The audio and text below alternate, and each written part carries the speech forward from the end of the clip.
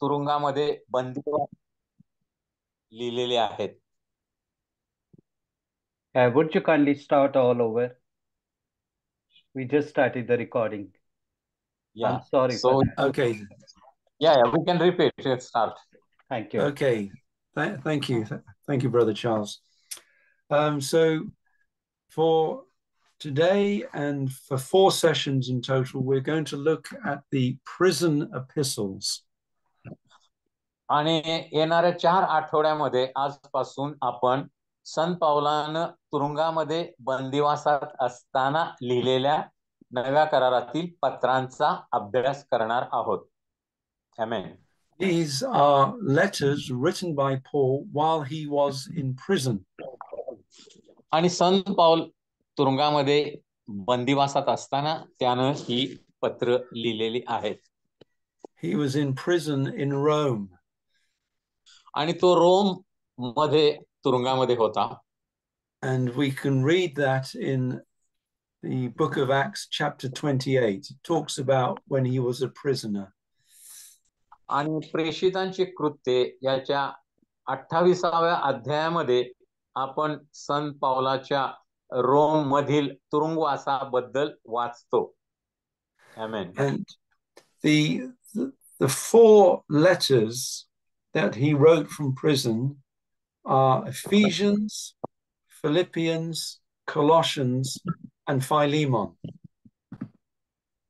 आणि रोम मधील तुरुंगात असताना जी 4 पत्र पावलानं लिहिली ती 4 पत्र म्हणजे इफिस्करास पत्र, फिलिपी करास पत्र, कलसई करास पत्र आणि फिलोमिना पत्र.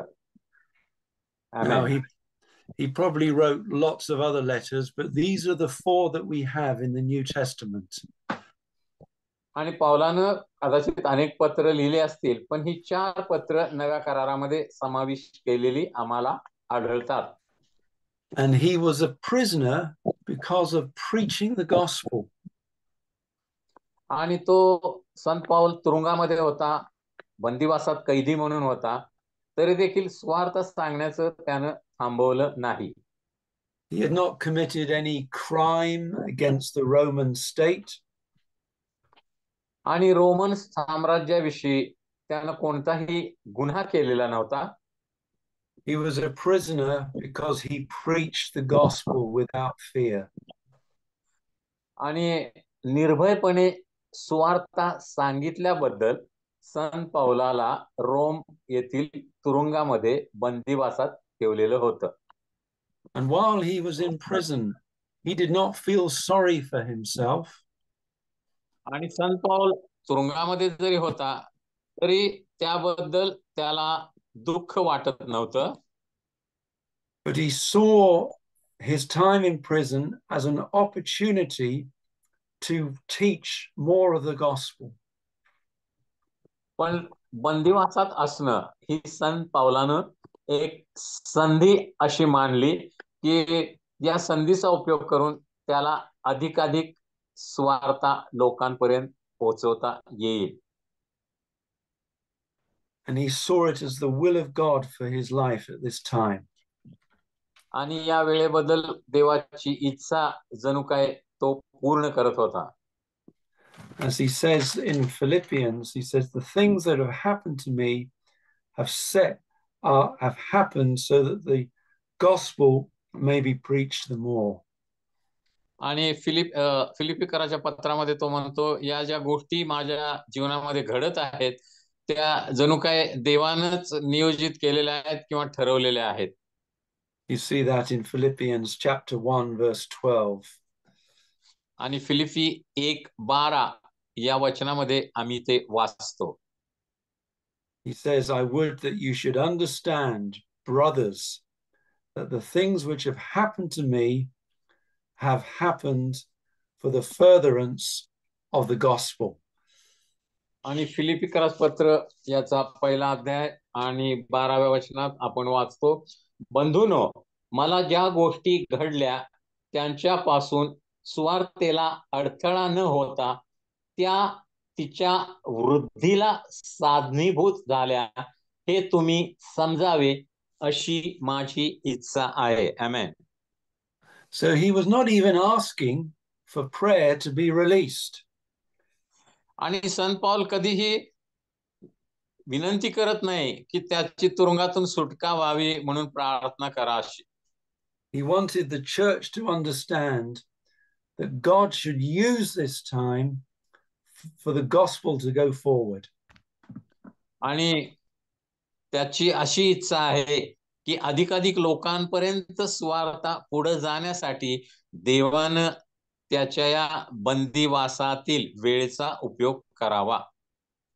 So he had this incredible attitude of being in the will of God while he was in prison. आणि संत पावलाची ही अतिशय वेगळी अशी मनोवृत्ती होती की तुरुंगात असताना देखील देवाची इच्छा पूर्ण करणे आणि सुवार्ता अधिकाधिक लोकांपर्यंत पोहोचवणे हेच त्यानं आपलं ध्येय मानलेलं होतं. And while he was in prison, he had not forgotten the churches. आणि तुरुंगात असताना त्यानं अनेक मंडळांसाठी प्रार्थना केली आणि अनेक मंडळांना मार्गदर्शन केलं. He loved the churches. He prayed for them. अनेक मंडळांवर त्याची प्रीती होती. अनेक मंडळांसाठी तो नियमितपणे प्रार्थना करीत होता. And he wrote these letters to them. आणि त्या मंडळांना त्यानं ही पत्र लिहिली. The churches were still in his heart. आणि त्याच्या अंतःकरणामध्ये मंडळांना जणू काय प्रथम स्थान असं होतं. So we're going to start with the book of Ephesians. आता इफिसकरास येथील मंडळीला लिहिलेल्या पत्रापासून आपण सुरुवात करूया.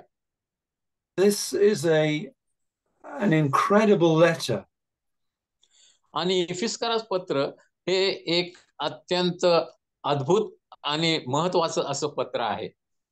And it contains some of the greatest truth about the gospel that we have in the whole New Testament. आणि नव्या करारामध्ये स्वार्थे संबंधीच्या काही महत्वाच्या सत्यावर हे पत्र प्रकाश टाकतं. So if you look in chapter 4, Ephesians chapter 4, verse 1, we see that Paul was a prisoner of the Lord. आणि इफिसकरास पत्र याच्या 4 अध्यायाच्या पहिल्या वचनामध्ये जर आपण पाहिलं तर संत पौल त्या ठिकाणी म्हणतो की मी प्रभूमध्ये बंदिवान किंवा तुरुंगात आहे. He does not think of himself as a prisoner of Rome. Sant Paul me Rome येथील तुरुंगात आहे असं तो म्हणत नाही, तर तो म्हणतो की प्रभूसाठी मी तुरुंगात आहे. मी जणू काय प्रभूच्या तुरुंगात आहे. He doesn't think of himself as a prisoner of the government. आणि तो सरकारच्या तुरुंगात आहे असं स्वतःला म्हणत नाहीये. He thinks of himself as a prisoner of the Lord. आणि तो मी प्रभूचा बंदिवान आहे, कैदी आहे असं स्वतःला समजतो आहे. And because he had that attitude, God was able to use his time in prison. आणि संत पावलाची अशी मनोवृत्ती असल्यामुळे देवानं संत पावलाच्या या तुरुंगातील वेळेचा अतिशय अद्भुतपणे उपयोग करून घेतला. So let's look more at this letter to the Ephesian church.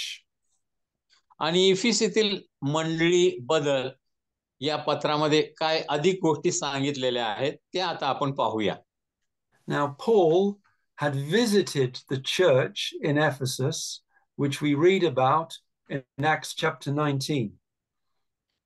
प्रेषितांचे कृत्याच्या 19व्या अध्यायामध्ये आम्ही पाहतो की संत पावलानं इफिस येथील मंडळीला भेट दिल्याचे वृत्त त्या ठिकाणी आहे. आमेन. He had spent nearly 3 years with them. आणि इफिस येथील मंडळी बरोबर संत पावलानं 3 वर्षाचा काल व्यतीत केला. And he taught the word of God almost every day. आणि या 3 वर्षाच्या कालावधीमध्ये दररोज संत पौलानं देवाचं वचन इफिसेतील मंडळीतील विश्वासणाऱ्यांना शिकवलं. But he still wanted to share and teach more with them.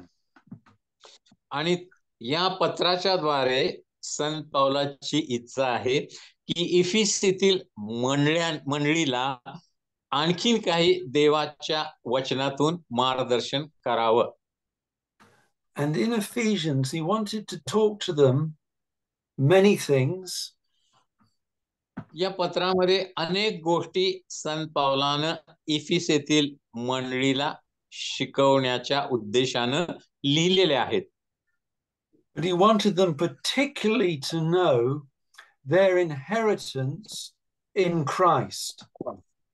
आणि विशेष करून ख्रिस्तामध्ये विश्वासणाऱ्यांचं वतन किंवा वारसा काय आहे हे इफिसेतील मंडळीला या पत्रामधून संत पौल पटवून देत आहे. You see, in chapter 1, verse 11, he talks about receiving an inheritance.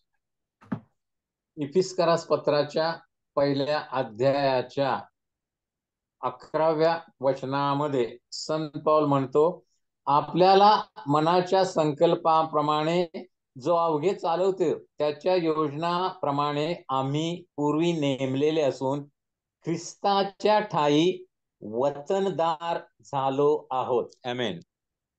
And also in verse 18, he uses the word again about the glory of his, that is Christ's inheritance among the saints.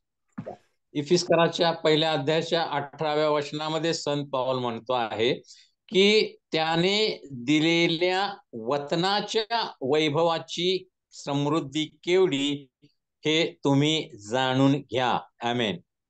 So as Christians, we have this inheritance. आणि ख्रिस्ती विश्वासणारे म्हणून आम्हा सर्वांसाठी प्रभू येशू ख्रिस्तामध्ये वारसा आहे किंवा आम्ही त्याचे वतनदार आहोत, वारसदार आहोत. आमेन. So we need to know what this inheritance is. आणि मग हा कोणता वारसा आम्हाला ख्रिस्तामध्ये आहे, त्यामध्ये कोणकोणत्या गोष्टी आमच्यासाठी आहेत त्या आम्ही जाणून घेतल्या पाहिजेत. आमेन. In verse 3, it starts with saying that we are blessed with all spiritual blessings in heavenly places in Christ. इफिस्करास पहिल्या अध्यायाच्या 3ऱ्या वचनामध्ये आम्ही पाहतो त्याने स्वर्गातील सर्व आध्यात्मिक आशीर्वाद देऊन आपल्याला ख्रिस्तामध्ये आशीर्वादित असं केलेलं आहे. So he does not talk about material blessings, but he talks about spiritual blessings. आणि संत पौल या ठिकाणी भौतिक आशीर्वाद किंवा जगिक आशीर्वादाबद्दल बोलत नाही, तर संत पौल या ठिकाणी आध्यात्मिक आशीर्वादा संबंधी बोलत आहे. And this is what we need to look at, the spiritual blessings in Christ. आणि ख्रिस्तामध्ये आमच्यासाठी कोणकोणते आत्मिक आशीर्वाद आहेत याकडे आम्ही लक्ष दिलं पाहिजे. आमेन. In verse 4, he talks about the fact that we are chosen before the foundation of the world. 4थ्या वचनामध्ये संत पौल लिहितो की जगाच्या स्थापनेपूर्वी आपल्याला ख्रिस्ताच्या ठायी देवाने निवडून घेतलेला आहे. आमेन. God has chosen us. देवानं आमची निवड केलेली आहे. But he's chosen us for a purpose. पण देवानं एका विशिष्ट हेतून आमची निवड केलेली आहे. And in verse 4, it says that that purpose is that we should be holy and without blemish before him in love. आणि तो हेतू कोणता हे 4थ्या वचनामध्ये आम्ही पाहतो की आम्ही त्याच्या समक्षतेत पवित्र व निर्दोष असावे, म्हणून त्याने आम्हाला निवडलेलं आहे. आमेन. This is God's purpose for our lives. आमच्या जीवनासाठी देवाचा हेतू हाच आहे. That we should be holy people. आम्ही विश्वासणारे पवित्र लोक असले पाहिजे. And this is according to the good pleasure of his will, as we read in verse 5. आणि 5व्या वचनामध्ये आम्ही वाचतो की ख्रिस्ताच्या द्वारे देवाचे दत्तक होण्यासाठी प्रेमानच देवाना आम्हाला पूर्वी निवडलेलं आहे, नेमलेलं आहे. आमेन. This is our inheritance in Christ. ख्रिस्तामध्ये हाच आमचा वारसा आहे. And Paul prays that we should understand and know this inheritance. आणि संत पाऊल प्रार्थना करतो आहे की आम्ही हा वारसा ओळखून घ्यावा, समजून घ्यावा. He prays in verse 17. 17व्या वचनामध्ये संत पाऊल प्रार्थना करतो. He prays that the God of our Lord Jesus Christ, the Father of glory, may give you the spirit of wisdom and revelation in the knowledge of him. आणि संत पाऊल आपल्या प्रार्थनेमध्ये काय देवाकडे मागतो आहे की आपला प्रभू येशू ख्रिस्त याचा देव जो वैभवशाली पिता याने तुम्हाला आपल्या ओळखी संबंधीच्या ज्ञानाचा व प्रगटीकरणाचा आत्मा द्यावा. आमेन. And he prays in verse 18 that our spiritual eyes should be opened.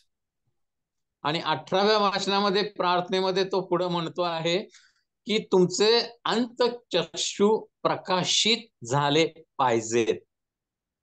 So that we may know the hope of his calling. कशासाठी अंतःचक्षु प्रकाशित झाले पाहिजेत? त्याच्या पाचारणामुळे निर्माण होणारी आशा कोणती हे आम्ही समजून घ्यावं. I have found that many people come to Christ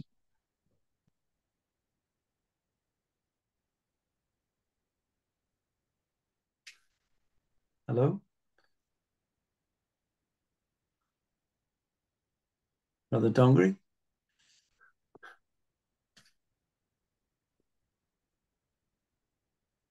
Yeah. There's some technical problem. Yeah. It is blocking it. I'll repeat that bit. I have found that many people, they come to Christ.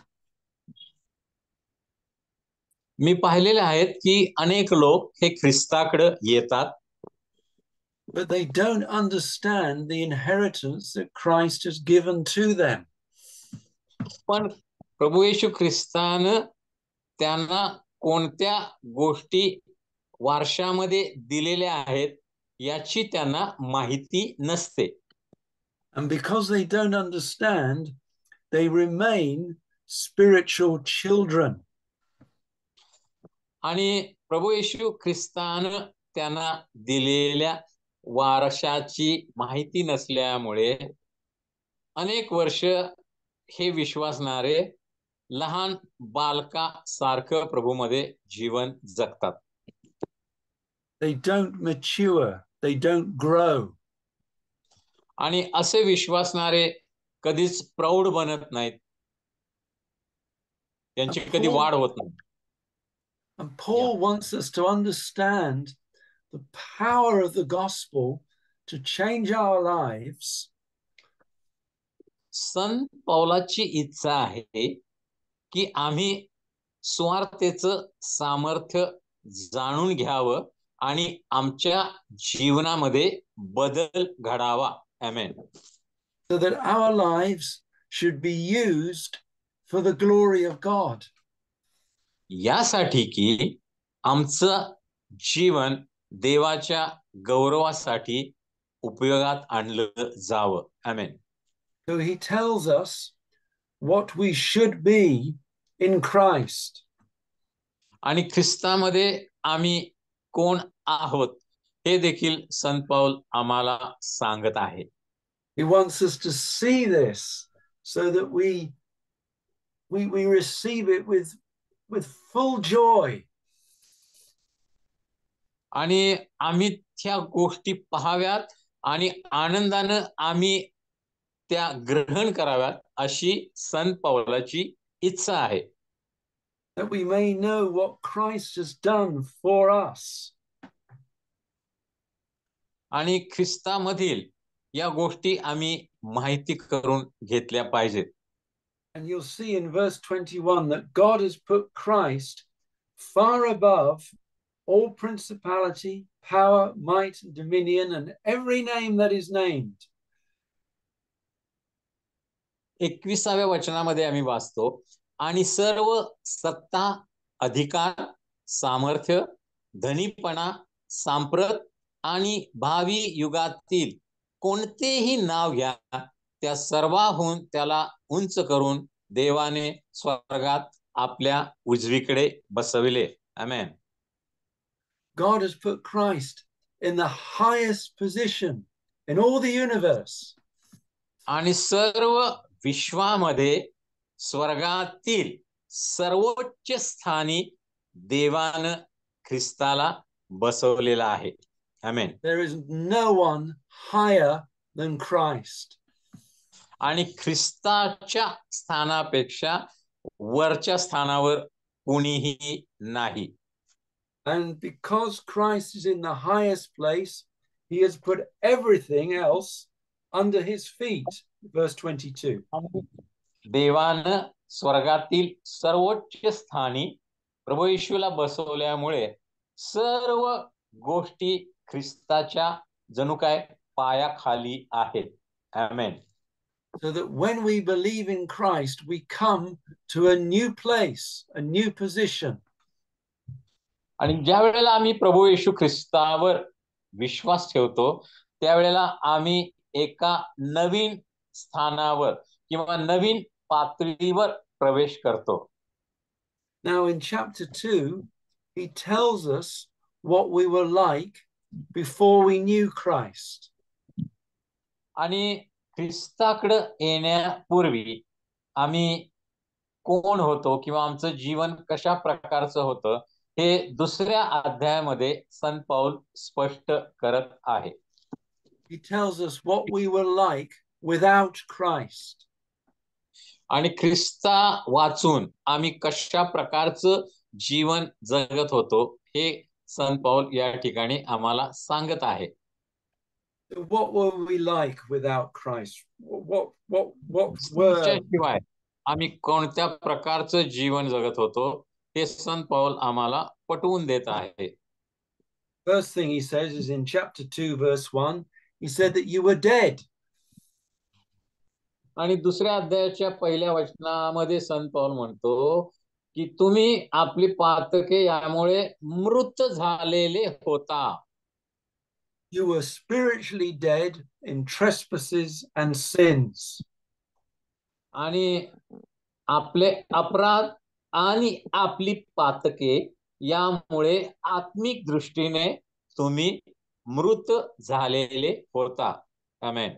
Our sin had not made us alive to God. आणि आमच्या पापामुळे आमच्यामध्ये देवाचं जीवन आलेलं नव्हतं. Spiritually, we were completely dead. आत्मिक दृष्ट्या आम्ही पूर्णपणे मृत झालेले होतो. But it gets worse. This is what we were like without Christ. आणि मग ख्रिस्ताशिवाय आमची अशीच अवस्था होते. We lived under the power of the prince of the air. आणि आम्ही अंतरिक्षाचा जो अधिपती आहे, सैतान आहे, त्याच्या जणू काय आज्ञेप्रमाणे चालत होतो. So without Christ, we were under the power of Satan. आणि मग ज्या वेळेला ख्रिस्त आमच्या जीवनामध्ये नव्हता त्यावेळेला आम्ही सैतानाच्या अधिपत्याखाली जीवन जगत होतो. Satan ruled our lives. जणू काय सैतान आमच्या जीवनावर राज्य करत होता. Satan made us do all kinds of foolish things. आणि सैतान आम्हाला सर्व प्रकारच्या मूर्ख गोष्टी करायला जणू काय भाग पाडत होता. Fulfilling the desires of the flesh and of the mind. Verse 3. आणि तिसऱ्या वचनामध्ये आम्ही वाचतो की पूर्वी आपल्या दैहिक वासनांना अनुरूप असे वागलो, आपल्या देहाच्या व मनाच्या इच्छाप्रमाणे आम्ही वागत होतो. We were children of disobedience. आम्ही आज्ञा न पाळणाऱ्याचे गोष्टी करत होतो आमच्या जीवनामध्ये. And we were children of wrath, ready for God's judgment. आणि आम्ही क्रोधाची प्रजा होतो. आम्ही जणू काय देवाच्या न्यायासाठी पात्र असे होतो. आमेन. And this is what we were like. We couldn't do anything to help ourselves. आणि मग सैतानाच्या अधिकाराखाली अधिपत्याखाली आम्ही असताना आम्ही त्यातून सुटण्यासाठी काहीही करू शकत नव्हतो. असं आमचं पूर्वीचं जीवन होतं. आमेन. And because we were dead in sins, आणि आम्ही पापांमध्ये आत्मिक दृष्ट्या मृत असल्यामुळे we were going to hell and to a lost eternity. आणि आम्ही जणू काय नरकाकडे चाललेले होतो आणि आम्ही देवापासून दूर झालेले होतो. And we could do nothing about it. We had no power in ourselves. आणि त्यातून सुटण्यासाठी आमच्याकडे कोणतंही सामर्थ्य नव्हतं. आम्ही स्वतः काहीही करू शकत नव्हतो. But God did something wonderful. पण आमच्यासाठी देवानं एक अद्भुत गोष्ट केली. It talks in verse 4 about the riches of God's mercy. आणि चौथ्या वचनामध्ये देवाच्या दयेमधील काही गोष्टी संत पौल आम्हाला सांगत आहे. It talks in chapter 1 verse 7 about the riches of God's grace. आणि पहिल्या अध्यायाच्या 7व्या वचनामध्ये संत पौल आम्हाला देवाच्या समृद्धी किती आहे या संबंधी सांगत आहे. And then in chapter 2 verse 7 it talks about the exceeding riches of his grace. आणि दुसऱ्या अध्यायाच्या 7व्या वचनामध्ये त्याने आपल्या अपार कृपेची समृद्धी आम्हाला दाखवावी अशी संत पौल इच्छा व्यक्त करत आहे. So because of God's mercy and because of his grace, देवाची दया आणि देवाची कृपा आमच्यावर झाल्यामुळे he saved us. देवानं आमचं तारण केलेलं आहे. आमेन. The grace of God and the mercy of God through Christ Jesus has saved us. आणि ख्रिस्तामध्ये देवाच्या दयेनं आणि देवाच्या कृपेनं आमचं तारण झालेलं आहे. He has saved us from death. त्याने मरणापासून आम्हाला सोडवलेलं आहे. He has saved us from sin. त्याने पापापासून आमची सुटका केलेली आहे. And he has saved us from judgment to come. आणि येणाऱ्या न्यायापासून देवाच्या त्याने आम्हाला सोडवलेलं आहे. आमेन. And this is all because of the grace of God in Christ Jesus. आणि हे सर्व काही त्यानं प्रभू येशू ख्रिस्तामुळे आम्हाला जी कृपा प्राप्त झालेली आहे त्यामुळेच या सर्व गोष्टी आमच्या जीवनामध्ये घडलेल्या आहेत. आमेन. And this grace has saved us. Chapter 2, verse 8. आणि 2:8 मध्ये आम्ही वाचतो की या कृपेनच विश्वासाच्या द्वारे आमचं तारण झालेलं आहे. आमेन. This grace has saved us, and our faith has connected us to this grace. या कृपेमुळे आमचा विश्वास कृपेला जोडल्या गेल्यामुळं आमचं तारण झालेलं आहे किंवा आमचा उद्धार झालेला आहे. आमेन. And it is not even our faith, it is a faith which is a gift of God given to us. आणि हा केवळ आमच्या विश्वासामुळे झालं असं नव्हे, तर हा जो आमचा जो विश्वास आहे तो देखील आम्हाला देवानंच दिलेला आहे. देवापासून आम्हाला मिळालेली ती देणगी आहे. आमेन. It is all God's great gift of salvation to us. मग देवानं आम्हाला विश्वास दिला, देवानं आमच्यावर दया केली, देवानं आमच्यावर कृपा केली, देवानं आमच्या पापांची क्षमा केली. या सगळ्या गोष्टी देवानं आम्हाला मोफत दिलेल्या आहेत आणि आमचं तारण केलेलं आहे. आमेन. It is not by anything that we can do. आणि आमच्या तारणासाठी आम्ही कोणतीही गोष्ट करू शकलेलो नाही. सर्व काही देवानं आमच्यासाठी केलेलं आहे. आमेन. Chapter 2, verse 9 says it's not by works, so that no one should boast.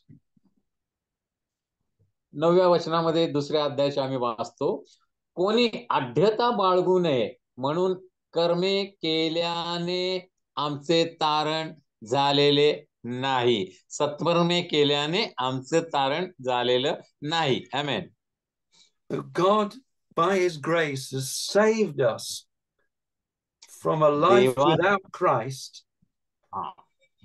देवानं त्याच्या कृपेनं आम्हाला तारलेलं आहे किंवा आमचं तारण केलेलं आहे. And we who were once far away from God, पूर्वी आम्ही देवापासून खूप दूर गेलेलो होतो. once we were far away from God, but now we've been brought near. पूर्वी आम्ही देवापासून खूप खूप दूर गेलेले होतो, पण आता ख्रिस्ताच्या द्वारे आम्ही देवाच्या जवळ आलेलो आहोत. देवाबरोबर जणू काय आमचा समेट झालेला आहे. And we are brought near through the blood of Christ. प्रभू येशू ख्रिस्ताच्या वधस्तंभावरील रक्ताच्या द्वारे आम्ही देवाच्या जवळ आलेलो आहोत. It says this in chapter 2, verse 13. आणि 2ऱ्या अध्यायाच्या 13व्या वचनामध्ये आम्ही हे वाचतो. So in the past, we were without hope. ख्रिस्ताला स्वीकारण्यापूर्वी आमच्यामध्ये कोणतीही आशा नव्हती. We were without God. आम्हाला देव नव्हता.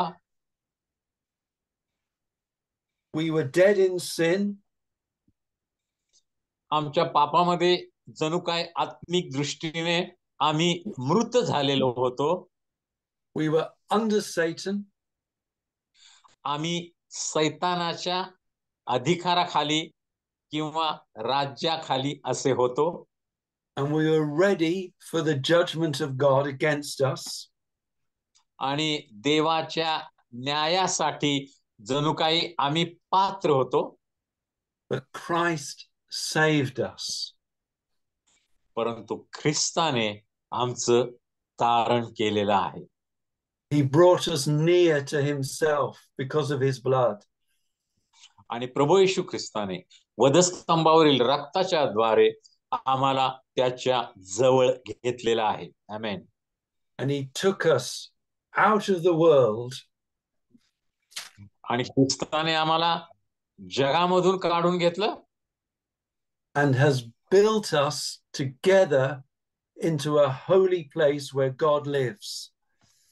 आणि ज्या ठिकाणी देवाचं वास्तव्य आहे अशा ठिकाणी त्याने आम्हाला बसवलेलं आहे.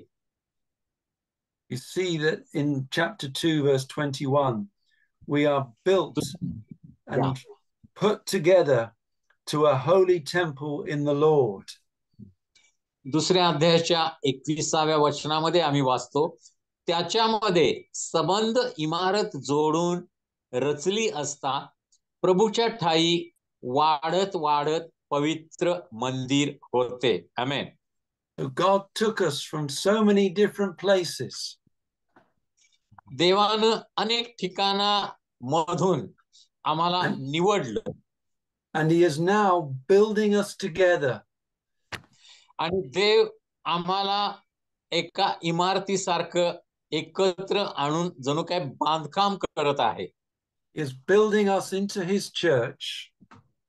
आणि कशाचं तो बांधकाम करत आहे, काय बांधत आहे, तर देव आम्हा सर्वांना एकत्र करून त्याची मंडळी म्हणजे ख्रिस्ताची वधू हिची बांधणी करत आहे. So that God, by his Spirit, should live among his people. यासाठी की देवानं त्याच्या आत्म्याच्या द्वारे आमच्यामध्ये वस्ती करावी. आमेन. And in chapter 2, verse 22, it says, you are built together for a dwelling place of God through the Spirit. 2:22 मध्ये आम्ही वाचतो, प्रभूच्या ठाई तुम्हीही आत्म्याच्या द्वारे देवाच्या वस्तीसाठी एकत्र रचले जात आहात. So when you are a Christian, God has saved you for this great purpose. ज्या वेळेला तुम्ही ख्रिस्ती आहात, विश्वासणारे आहात, त्यावेळेला देवानं याच उद्देशानं तुमचं तारण केलेलं आहे. आमेन. So that you should be a person where God lives. आणि तुम्ही अशी व्यक्ती बनावं ज्यामध्ये देवाची वस्ती आहे, देव राहत आहे. आमेन. And now we go into chapter 3.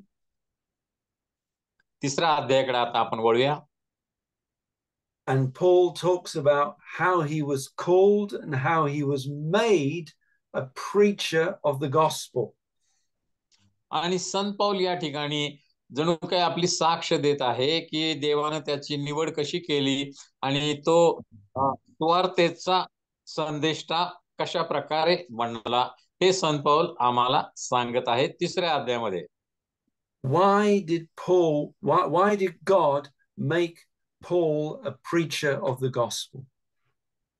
देवानं सुवार्तेचा संदेष्टा होण्यासाठी पौलाची का निवड केली हे संत पौल आम्हाला सांगत आहे. The answer is in chapter 3, verse 9. तिसऱ्या अध्यायाच्या 9व्या वचनामध्ये याचं उत्तर आम्हाला सापडतं. It is to make everyone see what is the fellowship of the mystery, which from the beginning of the world has been hidden in God, who created all things by Christ. आणि ज्याने सर्व काही निर्माण केले त्या देवाच्या ठाई युगादी कालापासून गुप्त राहिलेल्या रहस्याची व्यवस्था काय हे सर्वांना प्रकाशित करून दाखवावे यासाठी देवाने संत पौलाची निवड केली. आमेन. Paul could see spiritual truth.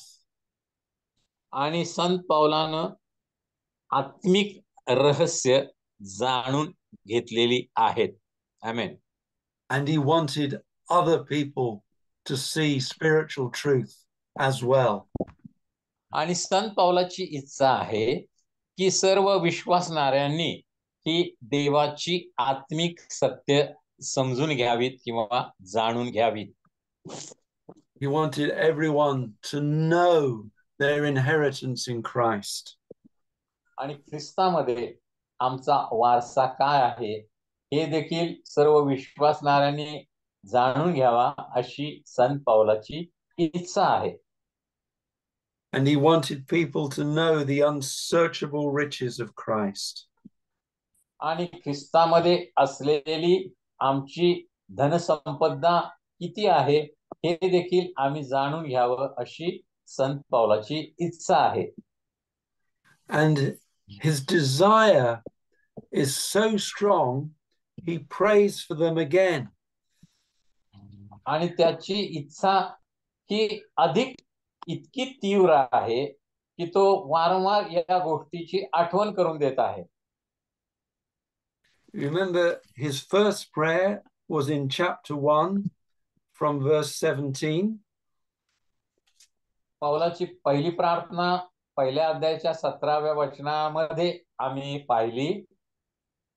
But he prays for them again in chapter 3, starting in verse 14.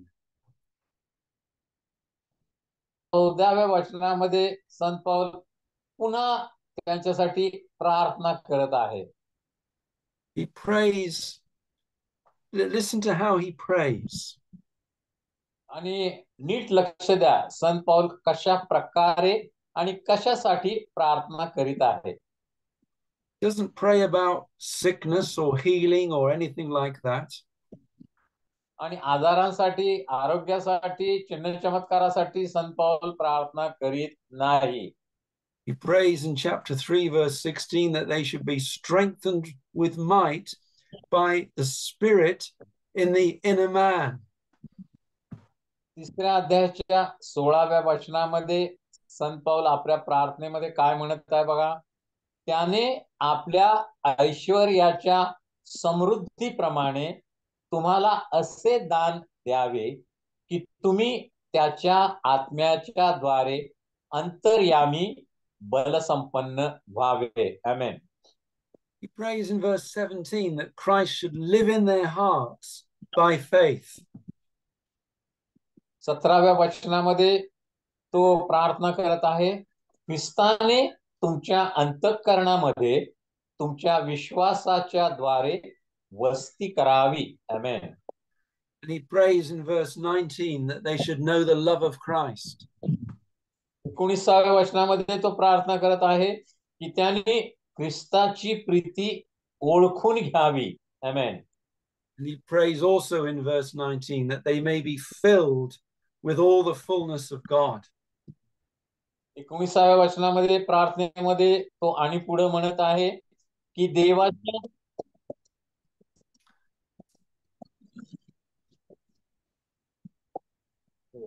Okay. Amen.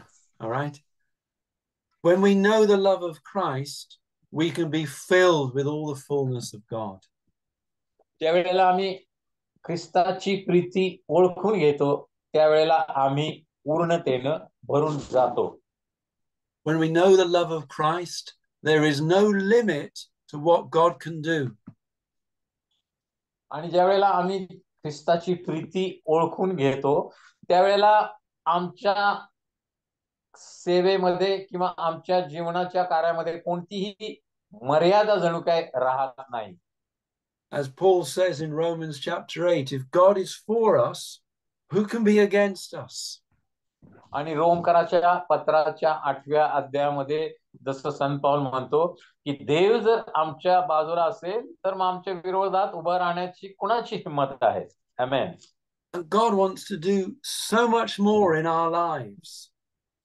आणि देवाला खूप काही आम्हा प्रत्येक विश्वासणाऱ्याच्या जीवनामध्ये कार्य करायचं आहे.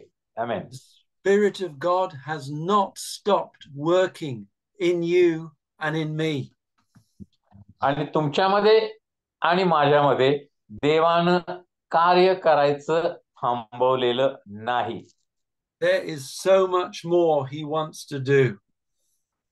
आणि देवाला आमच्यामध्ये खूप काही करायचं आहे. And he says this, he prays this in verse 20. आणि 20व्या वचनामध्ये संत पाऊल हीच प्रार्थना करत आहे that God should do, he should do exceedingly abundantly above all that we ask or think. आणि जास्तीत जास्त अर्थात आपल्या मागण्या किंवा कल्पना या पलीकडे आपल्यामध्ये कार्य करणाऱ्या शक्तीप्रमाणे अधिकाने देवान कार्य करावे अशी तो प्रार्थना करत आहे. God should do more than we can even think about. आणि आम्ही विचार केल्याच्या पेक्षा खूप अधिक काही देव आमच्यामध्ये करू इच्छितो. Let me turn you to a verse in John chapter 3. योहानाच्या 3ऱ्या अध्यायातील एका वचनाकडे मी तुमचं लक्ष वेधून घेतो. John chapter 3 verse 34. Yohan 3:34 And the second part of the verse. आणि त्यातला शेवटचा भाग. It says that God does not give the Spirit by measure to him. Yohan 3:34 कारण देव आत्मा मोजून मापून देत नाही. आमेन. Now that is talking about Christ. आणि या ठिकाणी ख्रिस्ताविषयी सांगण्यात आलेलं आहे. And it says that God does not give just a little bit of the Spirit to Christ. आणि ख्रिस्ताचा तो थोडा थोडा आत्मा आम्हाला देव कधीही देत नाही. Now the same is true for us. आणि ख्रिस्ताविषयी जे सत्य होतं, ख्रिस्त पवित्र आत्म्याने पूर्णपणे भरलेला होता, तीच गोष्ट आमच्या बाबत देखील लागू आहे. आमेन. God wants to give us more than we can even think about. आणि आमच्या विचार करण्याच्या किंवा आम्ही कल्पना करण्याच्या पलीकडे देव आमच्यासाठी काही गोष्टी करू इच्छित आहे. आमेन.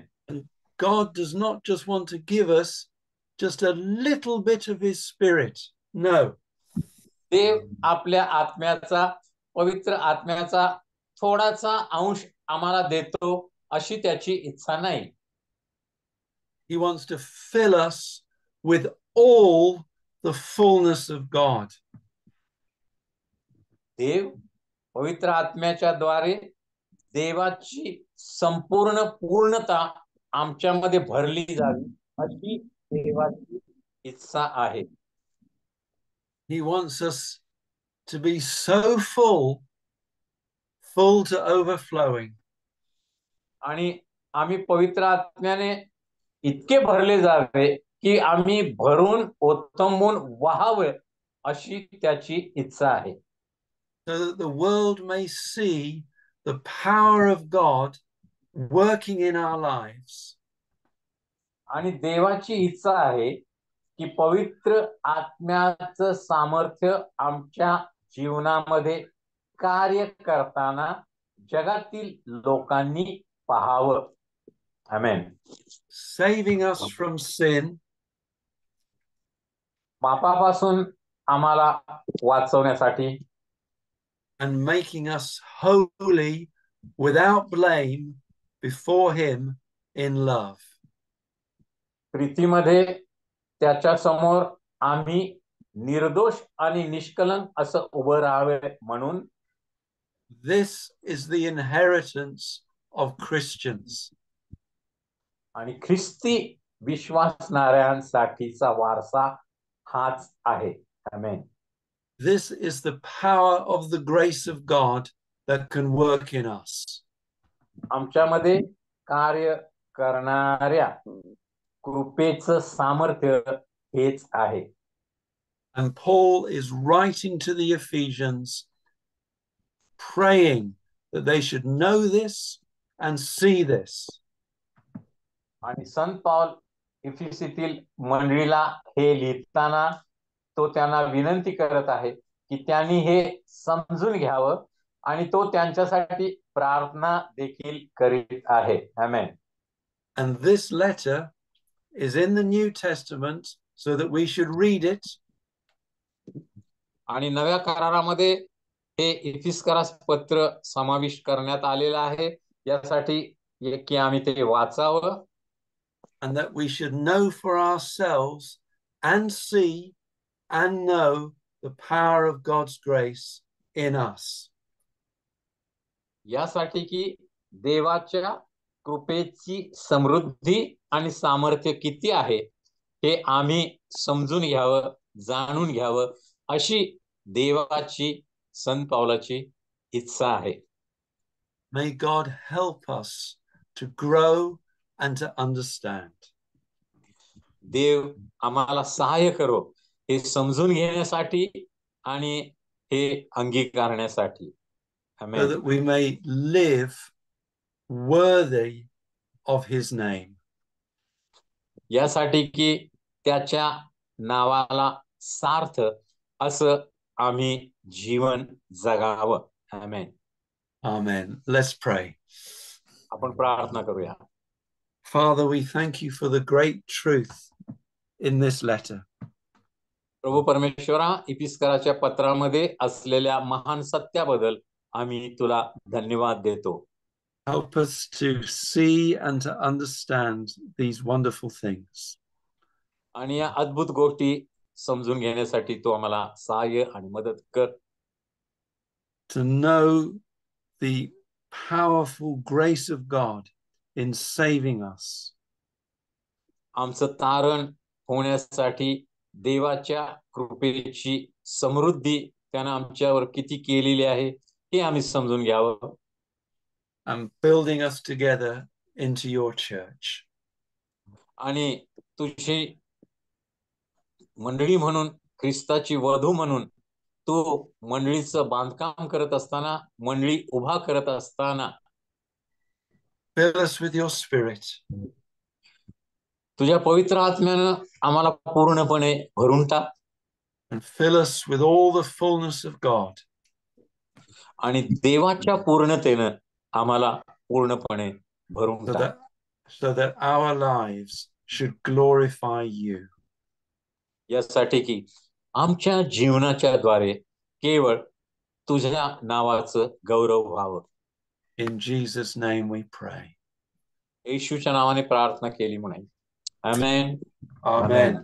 Amen. Thank you, Brother Dongri, very much indeed. God bless you. Thank you. So, Brother Charles, are you there?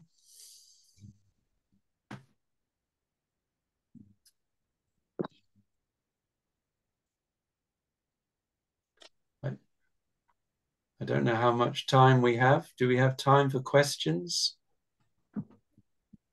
It's already 8 o'clock. Yeah, we have. If anybody wants to ask questions, they can. Some questions or some doubts or difficulties, they can ask. विद्यार्थ्यांना काही प्रश्न विचारायचे आहेत, काही गोष्टी समजल्या नाहीत तर तुम्ही विचारू शकता.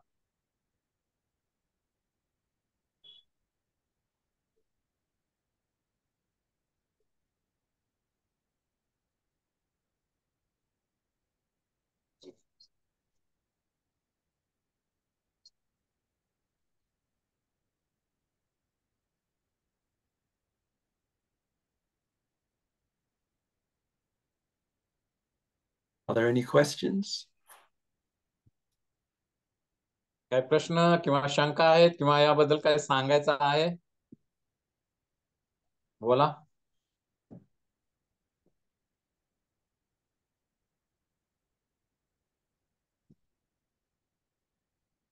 Okay, let me encourage you to read the book of Ephesians. विद्यार्थ्यांसाठी गृहपाठ आहे इफिस्कराचं पत्र. त्यांनी बारकाईनं पूर्णपणे वाचायचं आहे. Read all 6 chapters of it. संपूर्ण 6 अध्याय त्यांनी वाचायचे आहेत.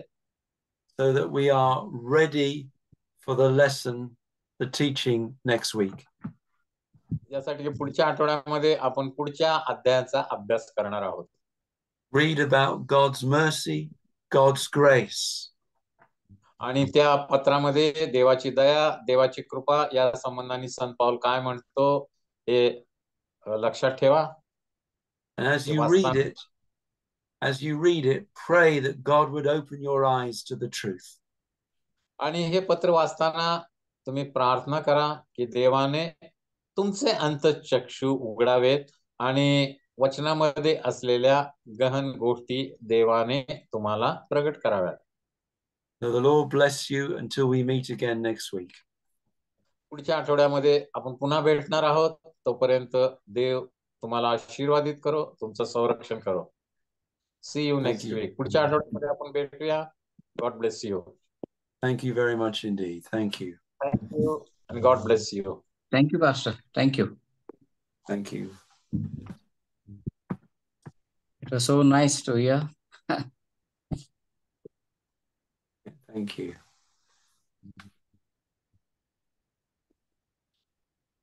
Okay. Charles is not there to stop the recording. I don't know what's I don't know what's happened. Let me call and So I will wish you well and see you next week. Yeah. Thank you. Thank you. Thank you for all your prayers and good wishes. Bless you. Bless you.